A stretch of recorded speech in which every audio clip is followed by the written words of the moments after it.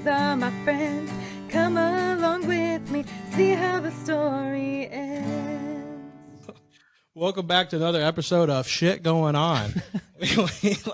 We're your hosts. We're your hosts, the world.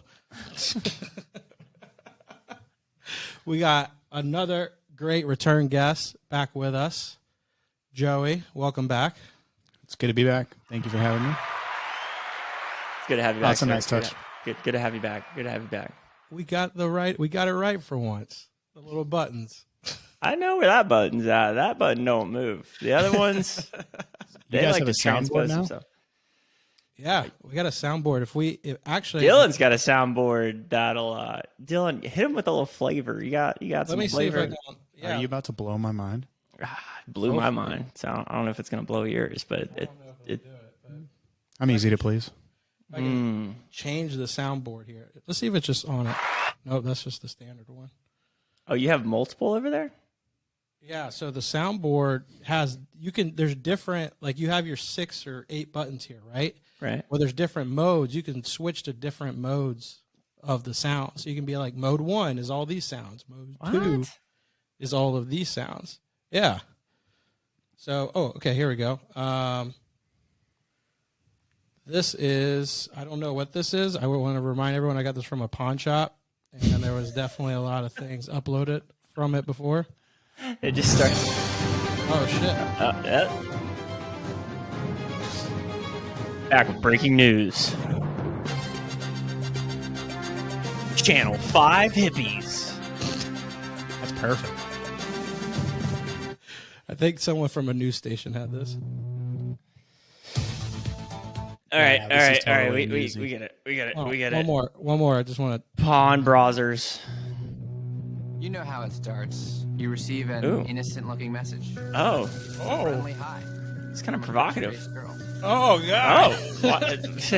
Turn that one. Maybe that was. Maybe that one has seen a couple trips around the Dude, sun. was you know that, what I'm saying? what was the show? What was the show? Where he would get sexual predators to come in? Maybe Oh, with Chris the Hansen? Chris Might have been Hansen. How to Catch a Predator. Yes. Dude, I saw a YouTube video that was like, how to catch a predator, like, where are they now? And it's like, the prison. I don't need to watch that video. Yeah. It's like, We already know the answer to that. their life's It fucked. had 8 million views, 8 million Where people are clicked they this video now? to find out. Who gives a fuck? It's not like HGTV Extreme Home Makeover or like Pimp My Ride. Where Like, are they now? Prison. it's the shortest recap ever. He's living day by day. He doesn't eat 3 squares. He only eats 2 squares. Well, hey, to give everyone a recap, if you didn't catch the last episode, Joey, you would be considered our outside-inside expert on all things financial and stoic astuteness, I would believe, because you certainly bring a amount of groundedness to our conversations, but also insight, man. I love the dynamic that you bring, and I think that's kind of setting the stage for what we want to get into today, as well as maybe some emotions. Dylan, that was the cues for the ba-ba-ba. Well, I'm not well versed in the soundboard, but thank you. That's very kind of you to say. There it is. Oh, God, that just scratches late such on a that. good itch. I just want to press this one. Oh, I didn't like that one. Yeah, okay. Well, that's all right. Sorry, there's a door-to-door sales guy out there. Not interested. The joys of home ownership. I actually got a recruitment text message a couple of hours ago, and I just saw the language, and I was like, hey, is this vector marketing? Is this Cutco? And the lady was like, whatever, canned response back, and was like, yeah, let me look up your stuff, see if I can get you an opening. I was like, yeah, that's not really necessary. I was CSP, and she just kept going. I was like, all right, I'm in the Hall of Fame for that company. I really don't think I'm your ideal candidate. My bad. I have all of your product already. So there's nothing you can sell me. And I can buy it at a discount. It don't go through you. How many knife blocks? You know how many knife blocks I have? That was just like the sound clip. That was just a sound. Well, for everyone listening at home, today is one of those days where we're going to get deep. And I think you can appreciate deepness because that's what we want to bring to the table. Joey, what have you been up to since the last time you were on the show? Like, give us kind of a quick lowdown on what's what since you were last on the show. So this whole last year, I had just moved into my new apartment, and you gave me that advice of, oh man, soak it up, because I had like the year to live by myself, and by June I'll be moved in with my girlfriend Lindsay, who I love very much. And yeah, so this year, I've really gotten comfortable with like living by myself and being by myself, and this is exactly what I needed, because I've always wanted that experience, and I definitely think I've grown a ton from it, and I've used that time wisely. So Dylan's going to take the mic from me.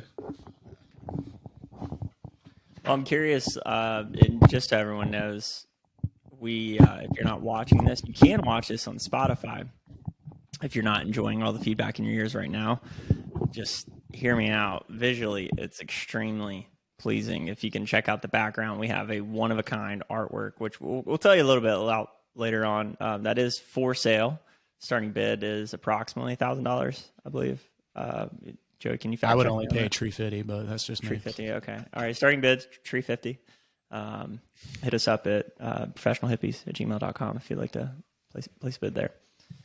So, yeah, how has been the solitary confinement? You really soaking that in, or?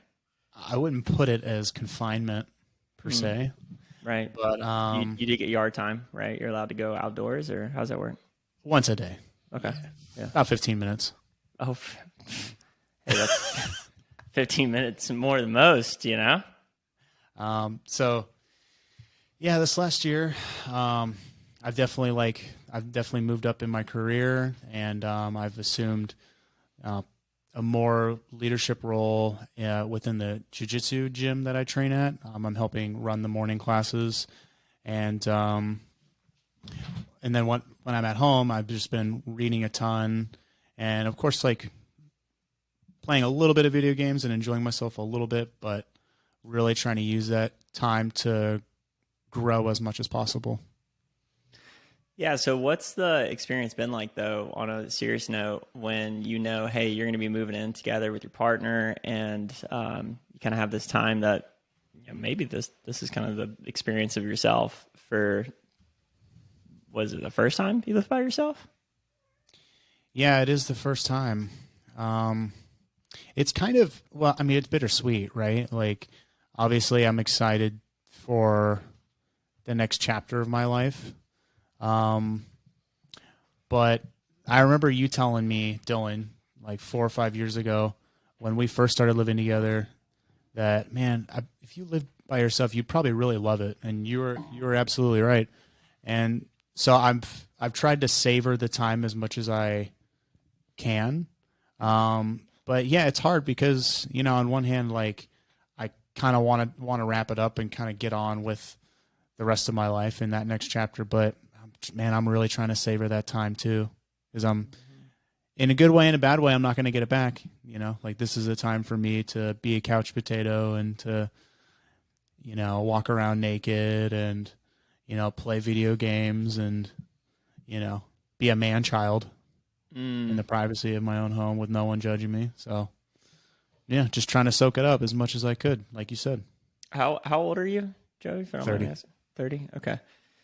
Do you guys feel like it's one of those? Do you have reflective periods where I found this happening to me a lot at Okeechobee, where I'm like looking back, say like 10 years ago, and remembering at that point in my life, I'm like, oh God, I really need to soak in this period because I'm never going to be this young again. And then life gets faster and faster and faster. And like every now and then you have those reflective periods where you remember, oh, fuck, like I'm probably like the fastest I'm ever going to be right now. Like I recover the fastest ever, but it's like this awkward, like we're maturing period where we're like metamorphosing into the adult thing, but we're still pretty fucking young, but it feels old. You know what I'm trying to articulate here? It's like where you have those moments where you're like, I got to soak in this right now. No kid type. Dude, I go through with that regularly with jiu-jitsu. So for people who don't know, I've been training jiu-jitsu about 8 years now. And man, I can see the change in my body with how it responds to my training now. Dude, I used to be able to hit the mats like 5-6 days a week, weight train, literally when I was 22 years old, do whatever I want and have no consequences. But now it's like, I got to take a step back, train maybe 2-3 times max, and really take it easy on the weights. You know, it's like I see it reflected in my body all the time through my training. So yeah, I completely get that. Mm-hmm. Yeah. And like the thought of like kids coming on the horizon, like that's another thing that I think about frequently. It's like, yeah, Dylan and I have talked about this extensively. Like, do we have one more year left? It's like that 1 year horizon where we're like, is this the year that we have left? So we keep kind of like pushing it out. We're like, all right, we can get away with, you know, being big man children for this year, right? And then it's like, I don't know if life forces your hand at some point or. As we're strung out at Okeechobee looking at each other, like, is this the year?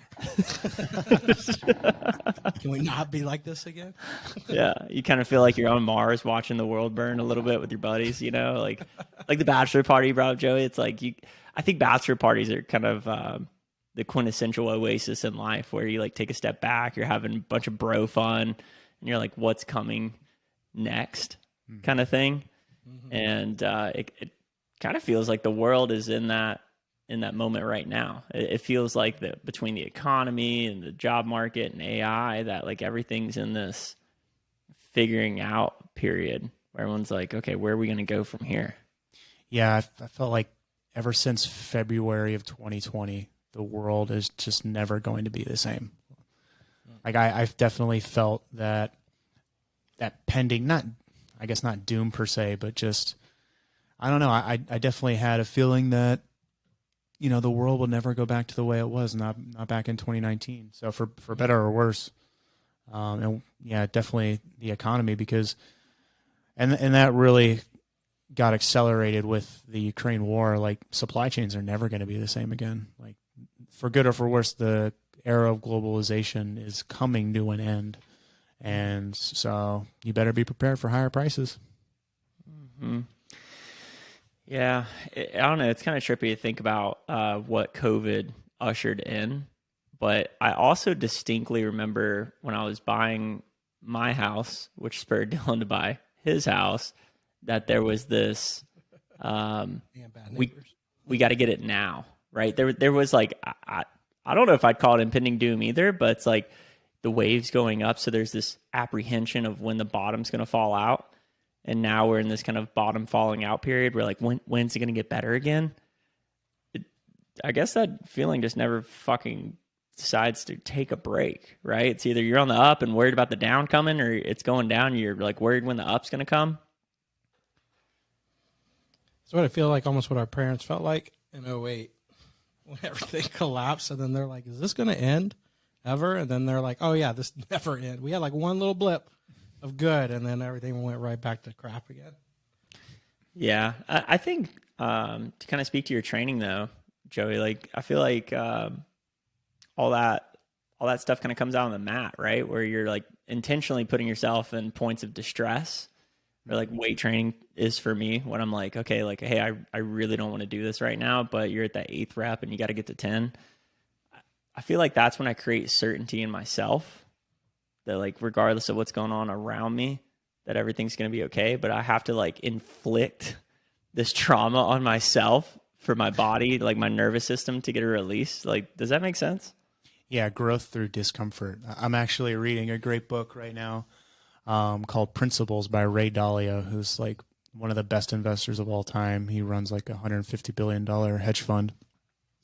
And he's has a chapter right now about evolution, and the lesson in it is that a lot of people get fooled by the immediate feedback to a certain choice. So if the immediate feedback is good, the second and third order effects are actually bad. So let's say if you want to be lazy, that feels good to just sit on the couch, but the second and third order effects of that is bad because you get fat and lazy as shit and you feel terrible. Or if you want to eat like a cupcake, it feels good immediately, but later on it's going to feel bad, right? So yeah, going back to like training, like, yeah, dude, like, and I help run the 6 a.m. class. So dude, I'm up at 5:30 driving to class, teaching people, helping run the class at like 6 o'clock, and doing simulated murder with like other grown men. It's at 6 a.m, and it's like, man, like objectively, I don't want to be there, but it's good for me later on. It's always better for you later on. Yeah, I had one of those moments the other day where I was driving to the gym, and the whole way, I posted about it on Instagram, because the whole way I was like getting up, no, I'm not going to do this. I'm just going to stretch and do the sauna. I got to the gym, the whole time I'm warming up, I'm like, I'm not going to work out. I'm just going to, do some stretching or whatever. The whole time I'm approaching the set, I'm like, all right, maybe I'll just do a set, see how it feels. And at a certain point through the movement, it created a different emotion in my body. And I found myself at this point where I was like, I can keep going. I can finish this workout. And it was a spiritual fucking experience at the end when I was like, I can do this. And I got to the end, got in the car, and just started fucking crying. 'Cause I was like, Jesus fucking Lord, like what is pent up in me? Because there was just demons all in my head saying, you can't do this. You're not good enough. You don't want to do this. Think about how good it'd feel to quit. And you push through all of that. And the whole time there was no motivation. I couldn't believe I did my best effort on like the squat, whatever, with no motivation. There was no feel good, I can conquer the world today. And I did my best. And so I'm curious, like, that's just like weight training and stuff. When it comes to waking up at 5 a.m, like how often are you faced with that? Like putting yourself in a leadership position, I'm sure it helps because you have eyeballs on you, but how many days are you like stoked to be there, and how often are you like not feeling it? It depends entirely on if I'm excited to like work something into my game, and I fell into the trap of treating it as just a workout. So like, oh, I'm just going to show up, roll with some guys and get a good workout. But that's actually like the death of your progression. So really, if you want to advance, you have to be always thinking about what else can I add to my game? What do I need to work on? And what am I going to work on in training? What am I going to focus on? That's what's going to motivate you to keep coming back. So I really turned a corner when I started helping run the class. I realized like, dude, I've been stagnant for like 3 fucking years. I haven't added anything to my game. And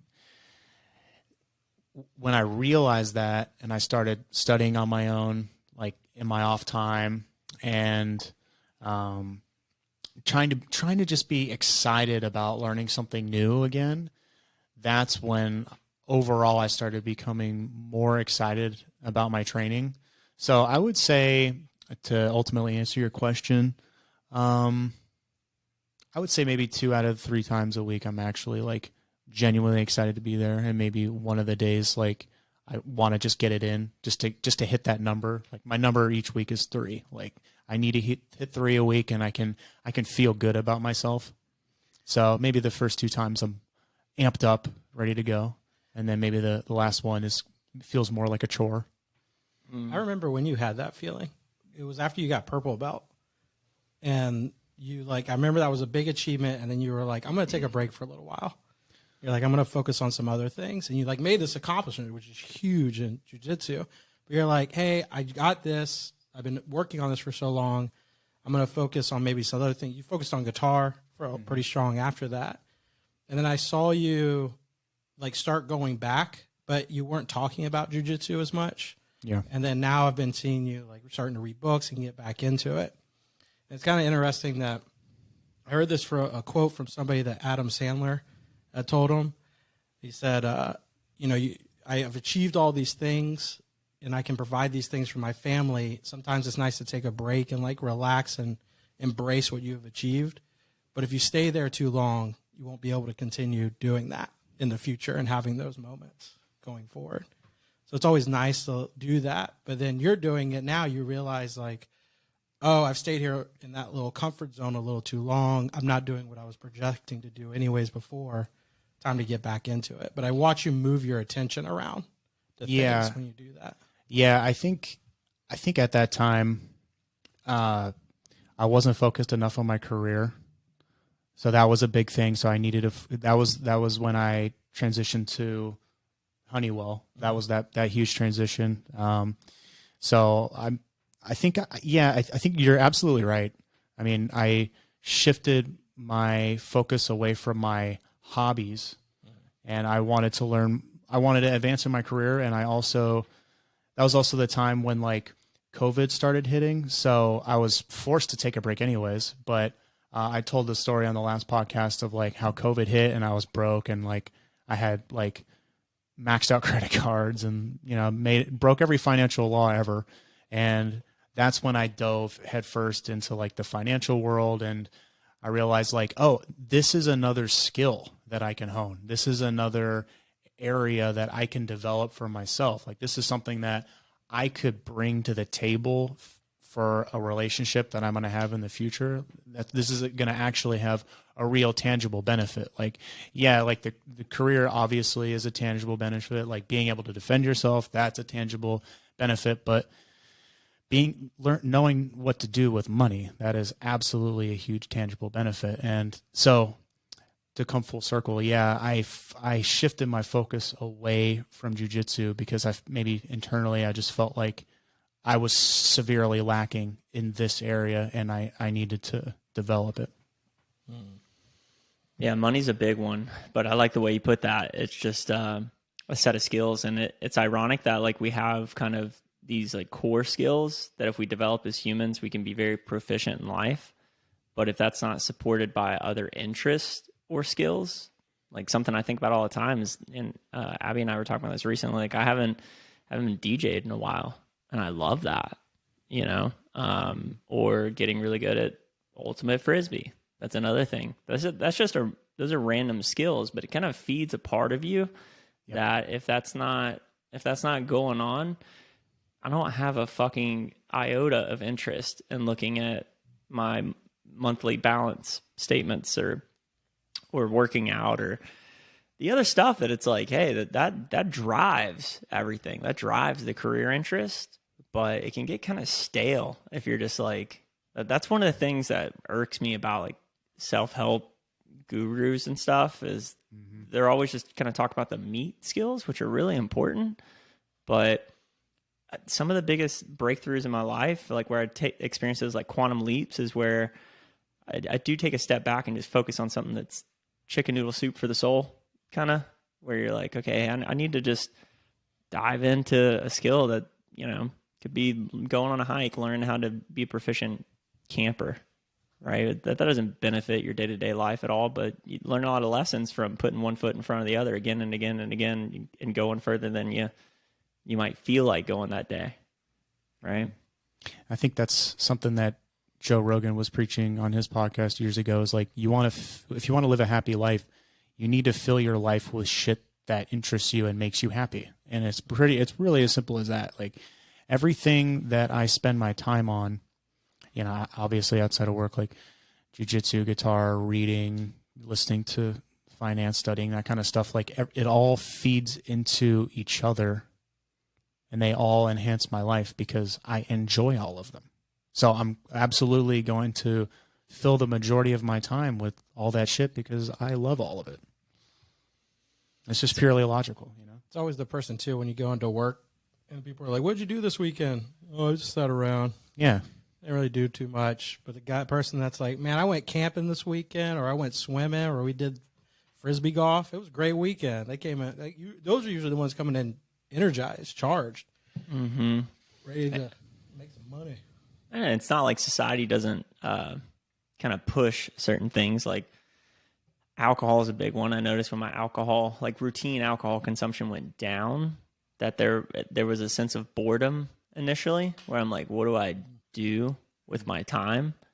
But other things opened up on the other side of that.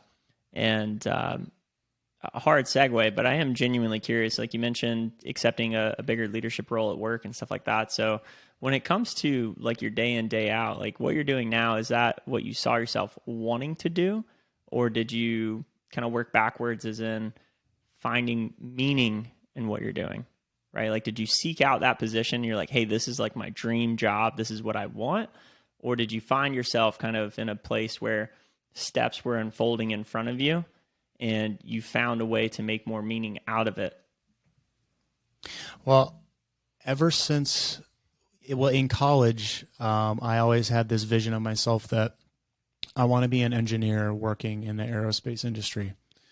And that goes all the way back to when I was a kid watching like Bob Lazar documentaries about like Area 51 and stuff. Like, oh, I want to work on like government stuff and like high tech programs and stuff. So I always had that vision for myself. Like, I want to be an engineer in the aerospace industry, and I'm not going to settle for less.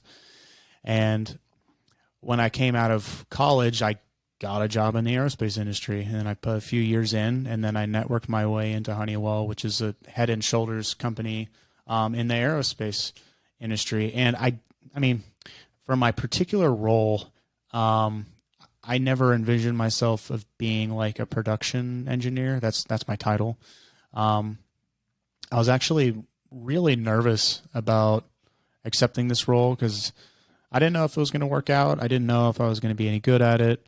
From everything that I'd heard from, my past coworkers, like, yeah, production engineering, that's a hard role. You're going to be on your feet a lot. You're going to be out on the production floor, like putting your hands on product, and it's super social. And I'm very well, I guess I used to be very introverted, but this job really brought me,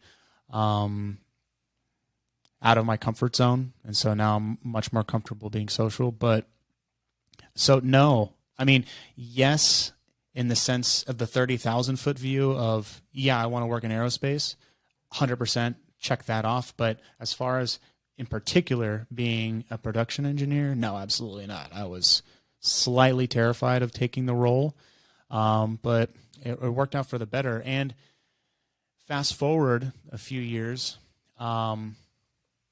a senior role opened up, and I didn't realize it at first, but I was talking to one of my coworkers who is a senior role on the team, and he's like, dude, you've been wanting a promotion, you've been wanting a big raise. There's your chance. Like, this is a layup for you. Like, you're the only person that has the experience. You're the only person who can literally step in and take this role and just hit the ground running, and it'll be great. And I was like, damn, yeah, you're right. But at the time, I was a level 1 engineer because we don't have to get into the whole story now, but I was actually laid off during COVID, and they brought me back, but they had to kind of create a role for me. So on paper, I took a demotion to just stay at the company. I didn't take a pay cut or anything, but I took that to stay there. And so I put about a year in, and then this opportunity opened up, but it was a level 3. So a level 3 that's considered senior. And so on paper, it's a huge jump. And, as far as like emotionally and as far as being seen as a leader, yeah, it was a huge jump. And I was definitely nervous, but I went for it and I got it. And so, yeah, it's been about a year and a half. It's taken a while, but I've really kind of grown into it, and I'm more used to being someone that people look to, and for me to guide them. And, going back to our original podcast, I was reading Marcus Aurelius a lot and Stoicism, and a great part of that book was about leadership. And Marcus Aurelius, he was groomed to be the emperor of Rome, but he was just like a random kid. He was a random kid picked off the streets, and was groomed to be the emperor. But he never wanted to be. Like, he didn't want the power. But leadership tends to flow to people who don't originally seek it.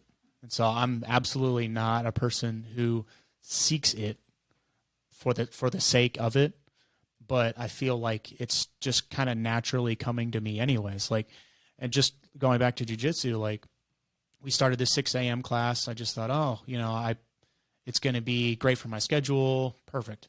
But I took a look around. I'm like, oh shit, I'm one of the only purple belts in this class. Like, I'm actually an upper belt in this class. And, slowly but surely, I started helping teach and helping coach all the other guys. And again, I didn't seek it, but it just came to me.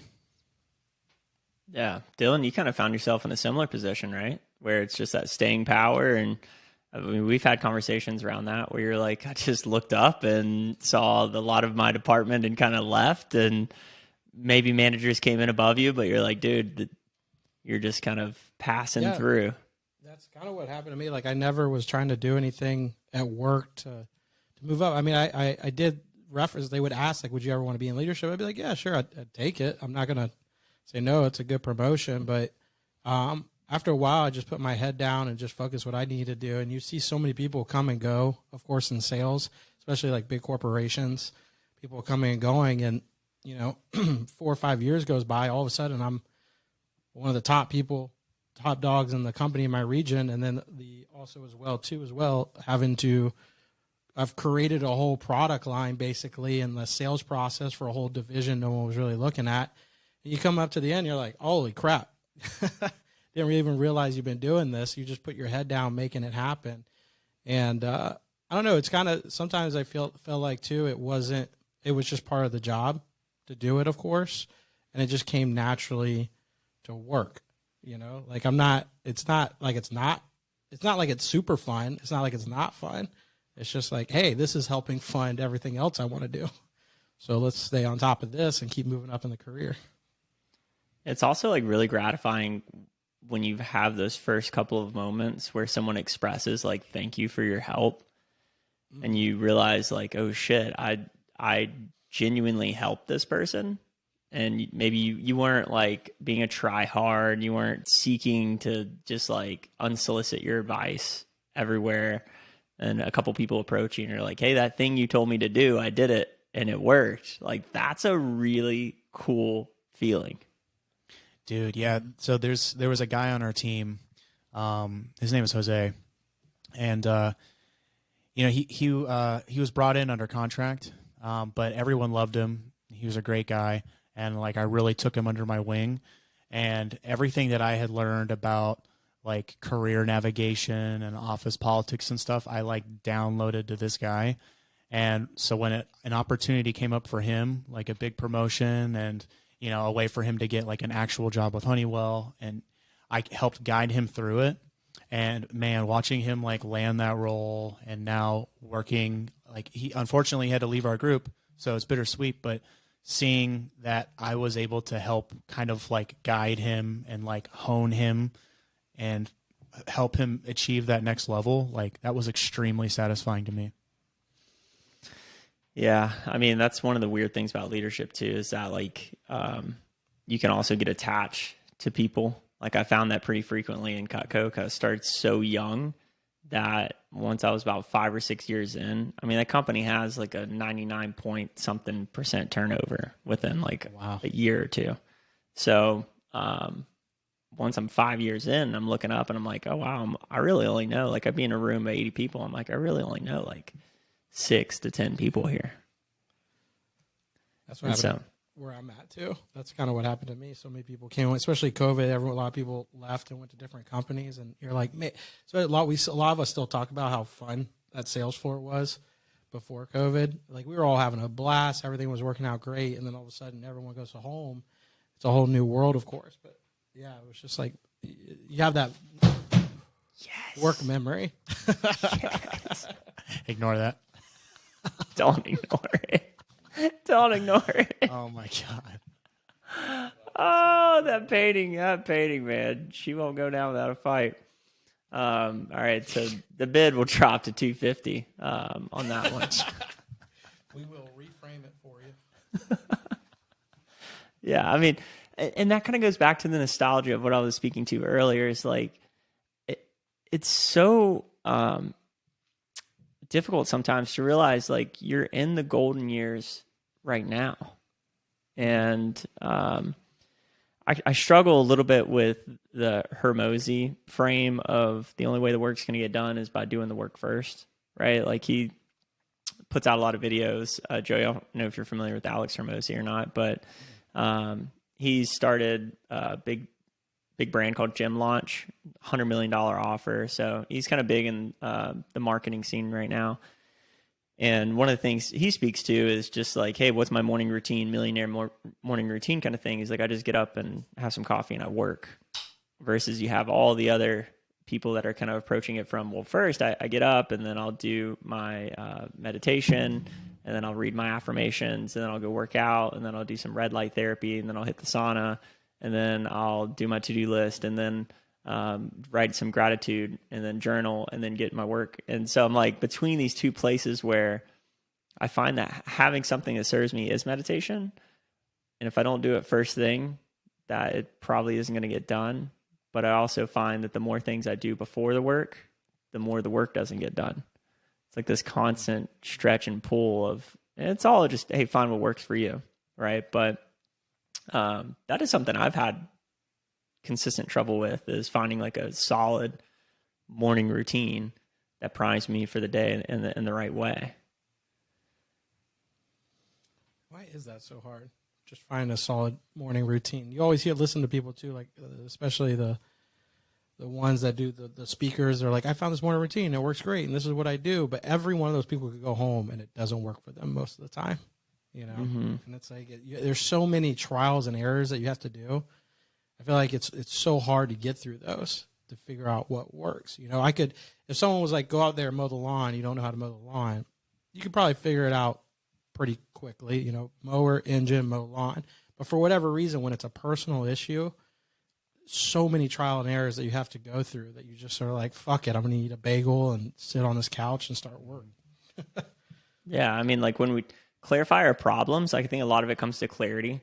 So like if you have clarity in your work day, you're like, hey, I know what has to get done, then it simplifies that like mental anguish in the morning where you're like, hey, I'm just on-ramping to the day.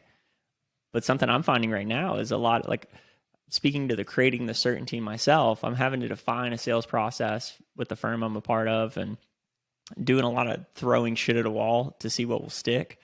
So it's like the day is very dynamic. So I don't have a lot of certainty in the pillars of like, when you're part of a bigger organization, you're like, I stay in my lane, I take care of my focus, and the whole cog will turn as a result of that, versus like right now, I'm like kind of the whole fucking cog. So I'm like, how do I get the certainty that I'm after? And the one thing is for sure working out. Like if I knock out the workout in the morning, do something hard, then the rest of the day seems to go easy. But it is interesting. It's like a skill that it's like a knife you have to sharpen every fucking day. Every day. Do y'all journal at all? I do. I've been journaling. That's been like a key part of my living by myself. The second I started living by myself, I picked up journaling. And I haven't hit it every day. Some days I'm undisciplined and I don't write in my journal, but most days I do. And I think it's a really powerful form of meditation.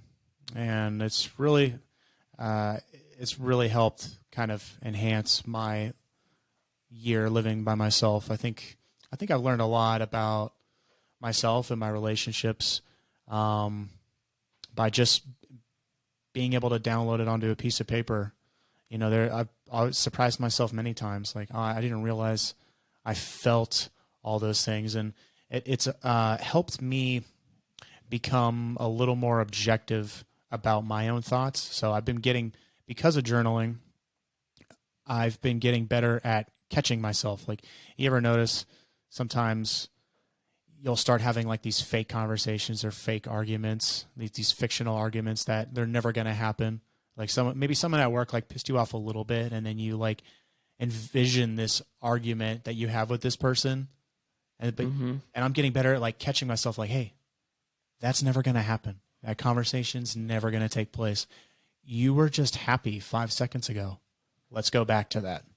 And so I think that's one big tangible benefit that journaling has given me. Is I've been getting better and more efficient at catching myself when I start slipping. Like, hey, let's go back to the peaceful part. Like, why are you have no reason to be angry right now. You have this conversation, this argument that you're creating. It's never going to happen. So just drop it. Do you do more of like a stream of consciousness, like a free flow style? Do you do like a Dear Diary style? Do you ask yourself questions? What's that journaling look like? It's freestyle. Yeah, I'll it's more of like a review of my day. It's more of like what kind of, and now the painting's worth 100. This painting's gone. Painting's gone. It is a beautiful painting, though. It had a good run. It had a good like 40-minute run. Yeah, I mean, that's solid 40 minutes. I mean, that's way longer than I thought that thing would last. Yeah, you know, for just slapping her up there, it works good. And correct me if I'm wrong, fellas. That's a masterpiece you co-created? We did. Created. Yeah, having had a great Saturday one day. A spiritual journey. And took it out back, the painting out back, and tried to paint what was running through our minds. Obviously. Intriguing stuff. Yeah. Painting's another one of those skills. That's something that I've had a lot of interest from childhood. And I think that's why it comes out on those spiritual journey days so much, is just because it's like connecting with like the kid in me. Yeah. And there's no judgment. Like I find myself like oftentimes when I want to paint or draw, I'm like, that's shit. That's not what I wanted. Versus other times when I'm in a more of a free flow kind of state, there's no judgment. I'm just super stoked about whatever I'm creating in the moment, and it just kind of comes right out. Like when you have no expectation. Yeah. Yeah. Yeah. I mean, that's something that's something I think I've been learning through my guitar. When I started playing guitar, it was like super like rigorous, like learning all these exercises, learning all these scales, and it was very systematic and an engineer like. And in this past year, just like that. And in the past year, I've dedicated this whole year to trying to get stronger creatively. So I will pick a key like B Dorian or like E Lydian or something like that, or just a major like A major, and I'll just pick up my guitar and I'll just play in that key for like an hour while I'm watching TV and try and like find new little melodies or things that interest me and try to like connect them together. And so, yeah, and I have a much deeper, I have a different sense of enjoyment now to my guitar. Like when I was practicing like super rigorous like that has its own satisfaction, but I think it's a much deeper satisfaction for me now that I can just pick it up and I can play something that sounds nice to hear for the people that I care about. You know, I enjoy more being able to please them instead of just being able to play with like incrementally better technique. Like that doesn't really have that much meaning for me anymore. Mm-hmm. Yeah, I remember he would be, when we were living together, he might be having a bad day, or maybe we were having a spiritual journey or something, and just something was throwing things off. And I'd be like, hey man, weren't you working on something the other day? Because you hear him practicing all the time. You're like, can you play that? Can you try that out? And you'd see him, yeah, sure. And then he'd pick it up and start riffing. You're like, that's fucking sick, dude. Yeah. He's like, yeah, thanks. And you just see the mood start kicking back up. But I knew that he also enjoyed playing for people to not only show like what he learned, but like he also knew other people enjoyed the sound of a guitar. He enjoyed being able to provide that. So it was always like an instant dopamine. Boom. It's your medicine, right? Yeah. So it's a kind of a way of giving back to the world. Yeah, we just need him up there with like Rush or something now, you know. Hell no. That's the introvert is screaming at me right now.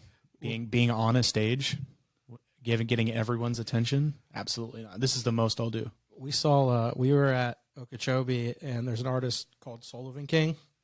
So he does like dubstep, screamo, riffs guitar really well on the stage, like everything. And at the end of the show, just came out and smashed his guitar in front of everyone just to close out his show. Nice. And I was like, wow, that's pretty sick. Like, I hope you got 5 more back there. But I love watching, especially artists. I mean, Sullivan King's a great example of someone's made it to the pinnacle, right? He has this massive team behind him that you don't really see that are moving all the parts, you know, making sure he gets where he's supposed to be, putting on the great show, stuff like that. I love seeing the pinnacle, but I also kind of love seeing that like B category of artist where they're making enough to have a good living, to provide for themselves, to do their art. And something I've been personally coming to grips with lately is like, I used to want to take over the world. Like I used to want to be a, you know, multi-millionaire, and those aspirations are still there. But something that's coming alive for me lately is deep community and finding something that makes my heart feel alive, and something that I've just noticed through reflection practice and meditation journaling is kind of getting brainwashed by Instagram or TikTok and social media that like you have to be at the fucking top or it doesn't matter. Whereas like it's deeply satisfying to just find a role that you are giving back to others, that like you're finding your medicine, your contribution to the world, and being able to fuck off, do whatever you want, when you want, with who you want. And I literally had that reflection watching Sullivan King. He just looks like he's having so much fun. Mm-hmm. You know, he's not up there like fucked up. You can tell he's totally sober. He's crushing it. And it's just like, man, that's kind of like, that's the dream in a nutshell, right? Like you're just showing up to work and like you're making people stoked and happy. And I think that's just like, yeah, that's what I want for my life. Yeah, I think that's like the root of why I've invested so much time into learning about like finances and investing and stuff is, yeah, like I definitely like would love to be a multimillionaire for sure, and have all those resources, but it's the freedom and the liberty that it brings you, right? It's not having to go to work. It's just choosing to go to work. Mm-hmm. You know, having that freedom is ultimately like what I'm seeking. Yeah. And that's the freedom, like Dylan and I were talking about this. Like if I can make $200,000-$300,000 a year doing what I want, I'm good. Like it's the freedom I want, not the money. Yeah. The money is like, and that's just kind of the drilling down the 7 layers of why. It comes down to freedom. I think that's like on some level what we all want. But I've also experienced in the last couple of months of just like I had a runway and I've used the runway, and when you're not doing anything, it's also incredibly like trapping.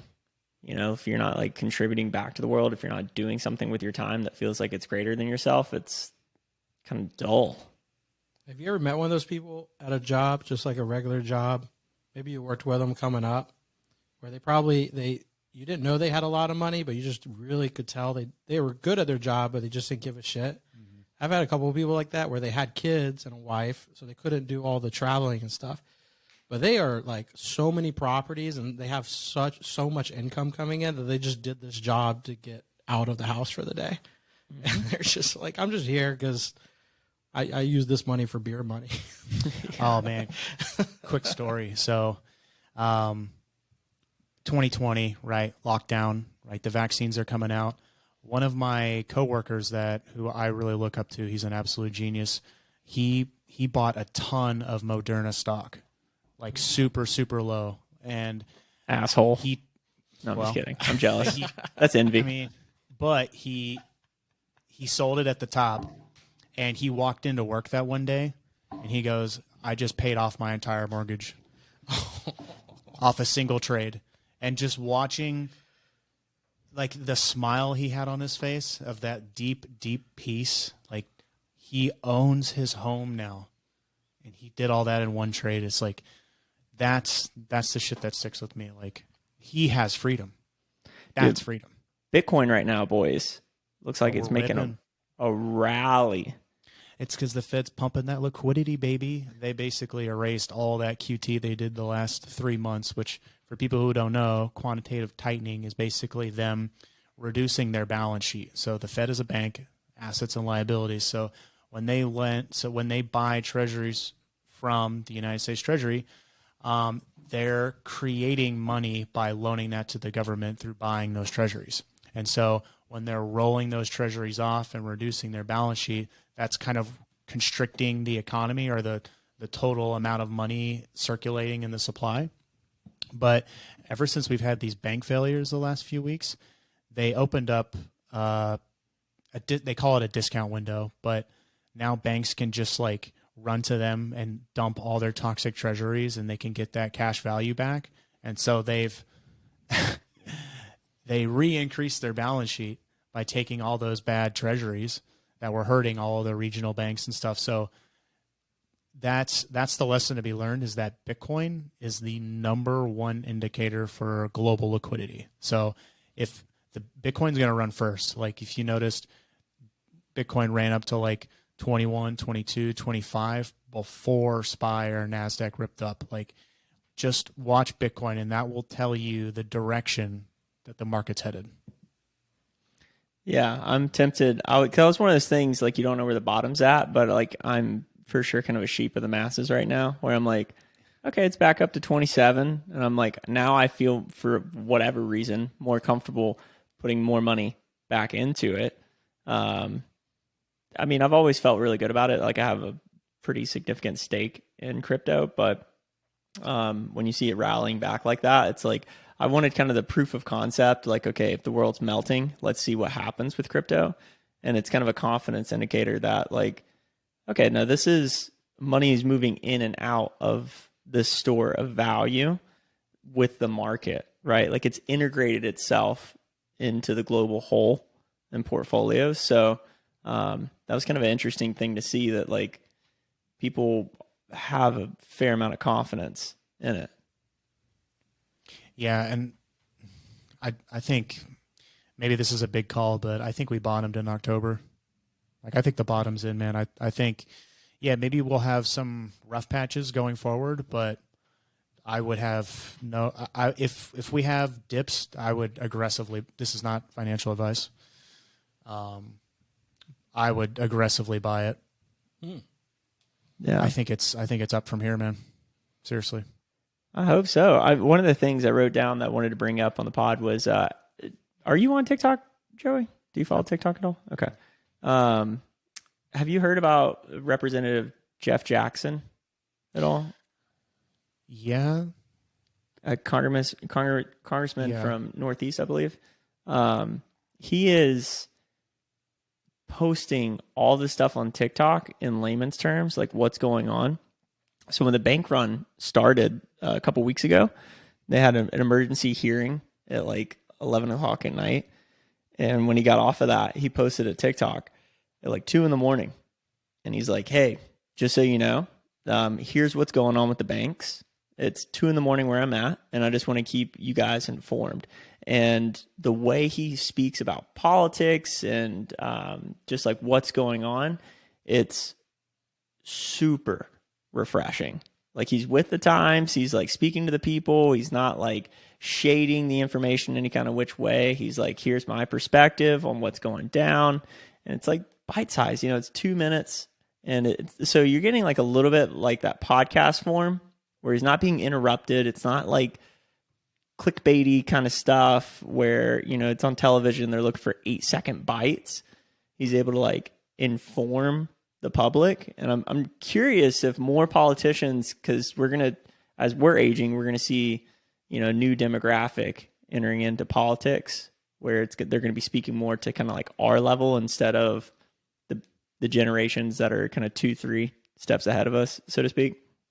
And so I was just curious if you've heard about him, but when it came to those bank runs, like I heard a lot of stuff, but when I actually heard from him, I was like, oh, fuck, here's a politician that's actually like not bullshitting the public on what's going down. He's like, yeah, this is a fucking scary situation. And he's like, it's not anymore. Here's why we did what we did.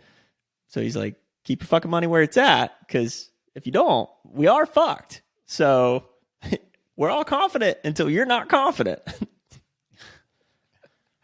So I just thought it was cool. I just want to kind of bring that in. I think if more politicians could kind of act in that way. And Dylan, did we talk about the Kramer thing? Did I tell you about that? No. The Kramer index. Have you heard about that, Joey? Oh my God. Yeah. It's an ETF that's tracking him. Yeah. There's a long and a short one. Yeah.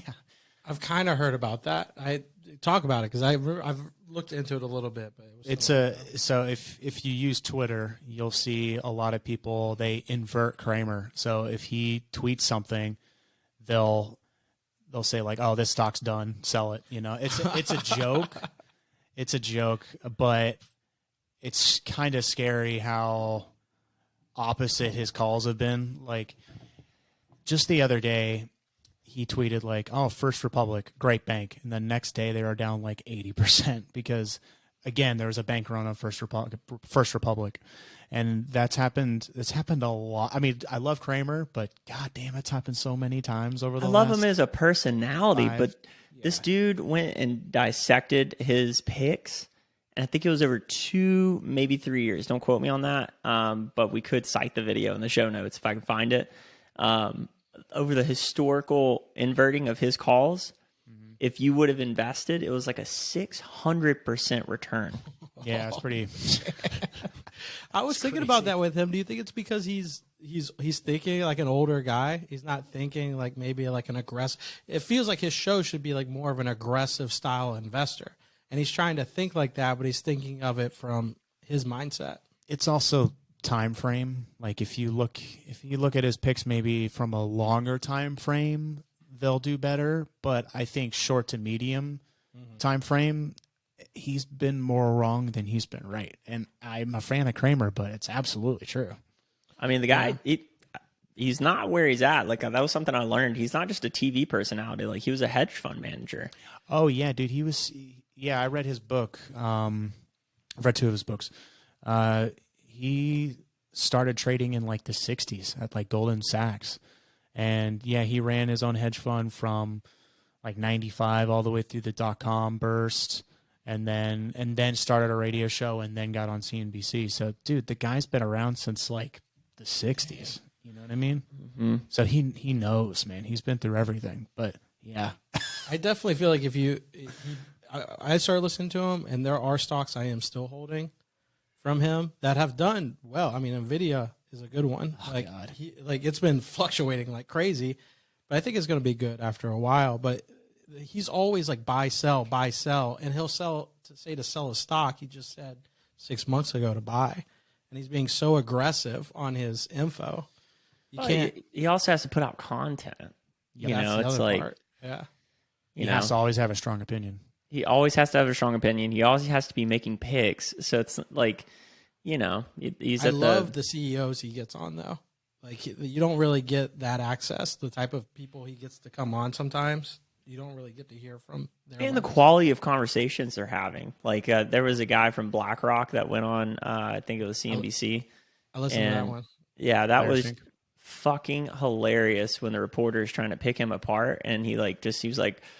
Well, actually, I had a feeling you'd say some dumbass shit like that, so I brought this folder. Yeah. Did you see that clip? He just pulls out and he's like, here's a report on why you're fucking stupid. Here's another one on why your mother's I remember watching that. Was so funny. Like picking him apart. He went on Kramer too, and I remember his high level of like, because Kramer was like explaining this. It was one of the few times Kramer actually shut up during it, and because he realized someone was way smarter than he was on. And the way, how in depth he went on just the market itself, on not only real estate, but the stock market, was just over everybody's head. It was such a, like most CEOs, they know how to like run the business, right? They don't really understand the product itself. Sometimes they know how to manage it. This guy knew everything about the business. It was so cool to listen to. Yeah, I love seeing some of the guys that I was trying to think of his name. I think he might be a part of JP Morgan. It's definitely not the president, but whatever. He runs a big fund, and hearing the conversations these guys have, like it was like a panel discussion I was watching, and the caption was like, "Here's why this dude's a shark." And you hear him talk about these companies, and he made it sound so simple, but it's also like Elon talking about, aeronautical engineering. You're just like, this is not simple. Yeah, it's like, like when Elon was talking also about Tesla and like the design when it went from the Roadster to the Model S, and he brought in like an expert in like car design, and Elon was speaking to how much he revered this guy and his expertise. He was like, yeah, I even did it better than I could, which is saying something. I'm like, you just hear the way these people interface with the world, and you understand like, okay, I could take as much Adderall as I want. I'll never achieve that level of intelligence or ability to retain information. They just interface with reality in a completely different plane. That's mastery. That's what that is. Yeah. I mean, I don't know. It's one of those trippy things when those guys they're making snap decisions and they're looking at like a couple of numbers, but like the feel, right? It's like they're at the casino, but the house doesn't have an edge. Yeah. And that's something that people don't understand about Elon Musk is that he's actually in all of the design meetings. Like he's actually helping design the product and make design decisions for all of his companies. Like he understands the engineering just as well as some of his best engineers. Mm-hmm. But also back to lifestyle. Like, that's one of those things. People look at the money and they're like, oh my God, I wish I had all this money. Like, I don't know that I do. I don't know that I would ever want to be responsible for markets moving based on my opinions. Yeah, I just feel like that kind of money would be a burden. Right? I would feel indebted. Like I would want to give most of it back. You know what I mean? Like, what's your number? Like, we all want to be millionaires, but like, what's your number? Like, what's a number that you could just like tap out to and be comfortable? Probably 10 million. That's so funny. 10 million, 10, 15 million is what popped That's up where for I'd me. be at. Yeah. I'd be like, good. I know how to deal with this amount of money to make it last forever. Mm-hmm. I'd be good with this. That's about where I'd be at. Well, if I could turn on a fountain and know that I had 100,000 coming in every year after taxes, that too. Like that's coming in regardless, adjusted for inflation. After you pay the person that's managing the thing. After all the bullshit, I'm left with 100,000. And that's actually been a huge shift in my thinking too. It's like when I first started investing, like I wanted to like buy what I thought had the most upside, and I still do to a certain extent, but this whole year has taught me the value of earning income. So actually the last several months, like I've been buying bonds. So I've been buying bond ETFs. So again, this is not advice, but you can buy bonds that like ETFs that have a lot of like corporate bond exposure, and they will pay you every month like 40 cents for every share you own. And so I realized like, man, I could use this as like an income vehicle down the road. Like I can just start building my position now, put more and more and more money into it. And then let's say 10, 15 years down the road, like what if that earns me an extra like $500 a month? Like that's a car payment I don't have to worry about anymore, And that's what my whole focus has been like the past like 3 or 4 months is just hell bent on trying to like build up like new revenue streams for me. But I think to also get there, like an important footnote is escape velocity, right? Like that was something I didn't clearly understand in the beginning when like you hear investing and you're barely making ends meet. Like if you get to the end of the month and you have $100, $200 in the bank account, it's fucking demotivating to save. It's like, I'd rather fucking go blow that. So that money is like better spent on skills, on personal growth, on anything to get you to an opportunity that gets you to escape velocity where like you have a couple thousand left over at the end of the month where you can put that in an account and feel good about it. Like not worry. Because once you get the worry off your back, like you can leave the house with the lights on and not be thinking about shit like that. That does a lot for mental welfare. And then you can consider investing and stuff like that. Yeah, like I definitely noticed a huge shift in my just overall stress level and level of happiness. Like building up my investments and building up my saving account. Like, yeah, that's step one.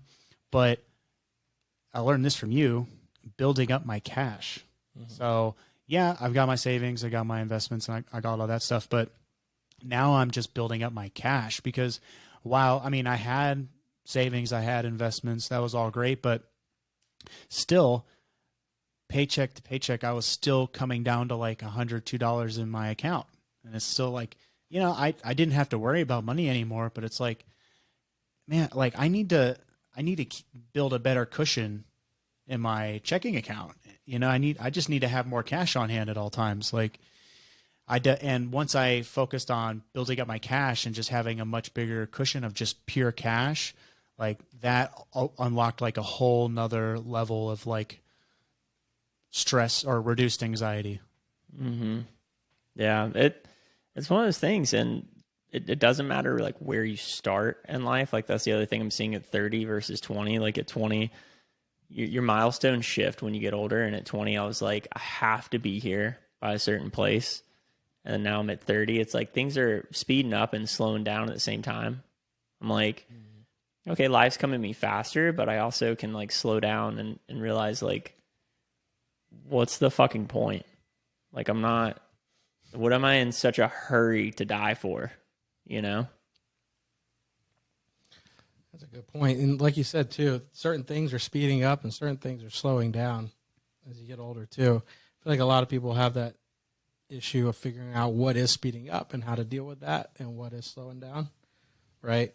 I feel like a lot of people have a hard time of navigating those waters, and you have like a few years to navigate that before you kind of fall back behind. But I mean, like you said, though, there's never like a bad time to figure it out and do it. You could be 40, 50 years old, start saving now, right? So you can, once you get older, you can not have to work and you can pay for your retirement. But yeah, I always feel like people have a little bit of a hard time of navigating when those transitions in life happen.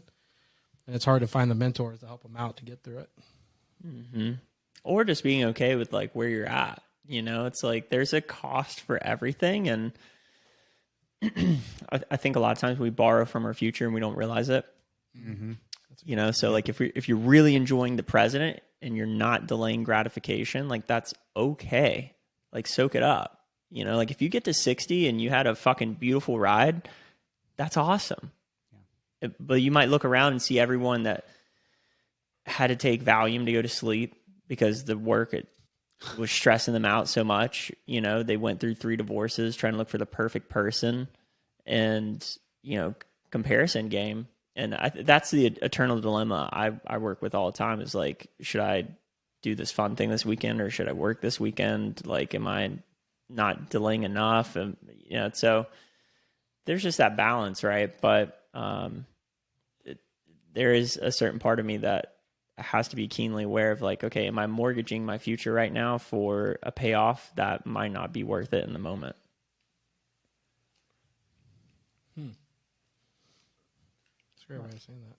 I'm not trying to hit you guys with too much here. You know, these are just well, my no, thoughts. that actually speaks exactly to what I was saying before about, you know, the second and third order effects. It's like, you know, do the thing now that is uncomfortable so that you can be comfortable later.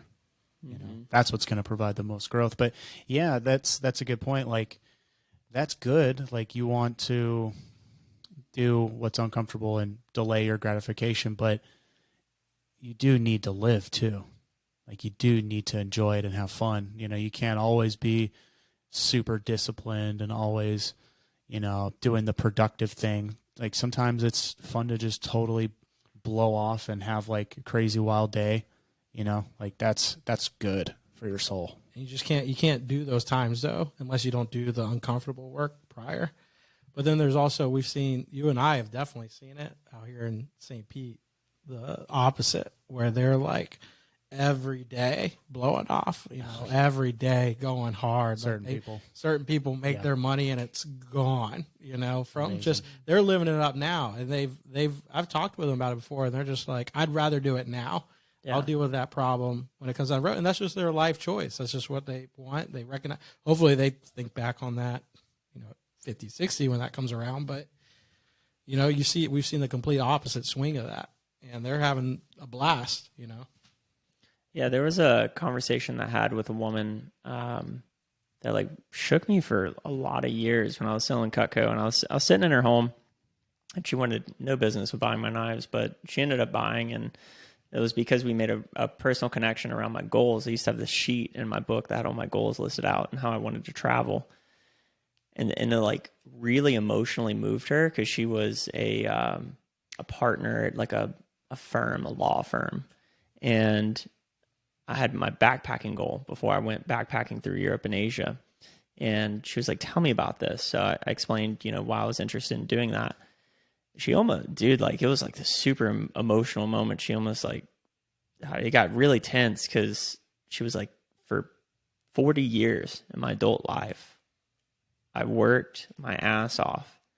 And the only two places I really went were Breckenridge in Mexico. I don't remember where, like Puerto Vallarta or something, Costa Rica, whatever. She said I'd go up there, go skiing, and I would go down there, go to the beach, get drunk. And she said those were her 2 trips, like every year. Whoa. And it was just like wash, rinse, repeat. And she said a couple of years ago, I kind of woke up way retirement and realized, like, what have I done with my life?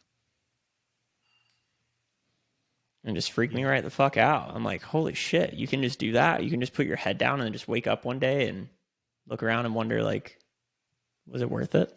And that's why, ma'am, you should buy the whole catalog so I can get to Thailand. What you want right here, you want them silver ones, baby. The silver big ones. Silver.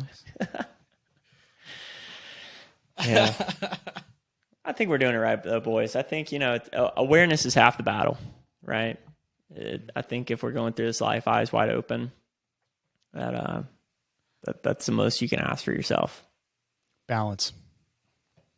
Finding the balance. Yeah, because I feel like, a lot of people think of addiction as just in drugs, right? And they think that can ruin things. Well, I think like her, she just got addicted to work, getting in this cycle of the comfortableness. And I think people forget that addiction can ruin, it could be going off and going to Vegas too many times. It could be working too hard. It could be spending too much time with one person and not being able to take care of yourself more. I think there's a lot of ways that people need to understand and the realization of things, right? Things not clicking soon enough. And sometimes that's what the self-help books do in those organizations, right? Where you spend $1,000 to go and someone talks to you, and sometimes those click to be able to tell them that. But I feel like just people need to go on more walks. Go on a few more walks around your neighborhood. It'll click. Go on a few more walks, get a few more cats, paint a few more paintings. All right, well, I'm about to have to land the plane. You guys can keep the plane going. No, it's all right. I know, Joey, I think you said you probably head out around this time anyways. Yeah. Yeah, so we'll land Probably the plane. a good place to end. Stick a bookmark in it, and we can hit it again. Oh, yeah, for sure. For sure. Well, if you enjoyed this episode, everyone, share with your friends, share with those you love, share with those you hate. We don't care. Just get it out there for us. Like the episode, follow it. We're the Professional Hippies. Thank you, Joey, for coming on again. Of course. Always enjoy hanging out with you and looking Thank you, guys. forward to the next episode. Peace, guys. Bye, guys.